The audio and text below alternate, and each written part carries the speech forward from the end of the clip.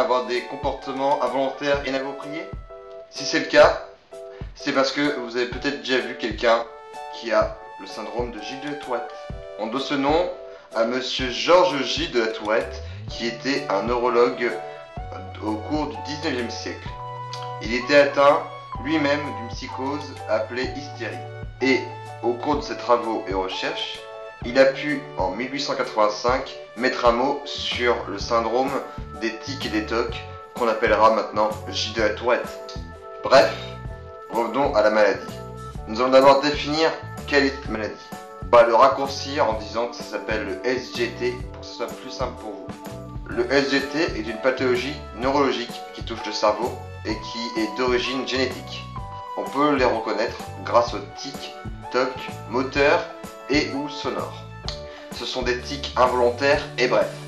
On peut associer cela à des troubles du comportement, de l'apprentissage, de l'attention, du sommeil, ou bien par des crises de panique. Il est vrai qu'on traduit cela par des personnes qui disent que des gros mots, mais bien sûr, ce n'est pas que cela.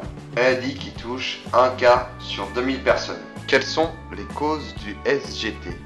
Les causes sont encore inconnues, mais par contre, on pense qu'il y a des origines génétiques. Ce seraient de nombreux gènes qui seraient en cause, mais on ne sait pas encore lesquels. Par contre, il y aurait différents facteurs qui seraient aggravants pour le SGT.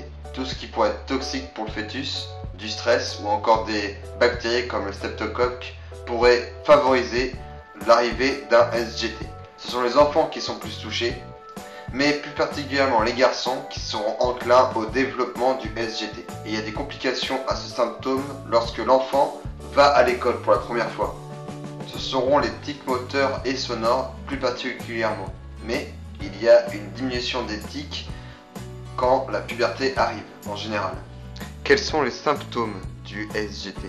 Les symptômes sont les tics moteurs brefs et involontaires qui touchent la tête, le visage et les épaules. Les troubles du comportement, les troubles de l'apprentissage et de l'attention, et enfin, les troubles compulsifs. Tous ces symptômes varient d'une personne à une autre. Les apparitions sont liées à l'enfance avec des pics parfois très visibles. Il suffit qu'il y ait du stress, de la fatigue, de l'anxiété ou bien de la consommation d'excitants pour qu'il y ait une dégradation des signes et que la personne rechute. Les enfants qui sont atteints de SGT ont certes des troubles de l'apprentissage, mais ils auront des troubles visuomoteurs, c'est-à-dire de la lenteur dans l'exécution des tâches. Enfin, comment peut-on traiter le SGT? Il n'existe pas de traitement pour ce syndrome.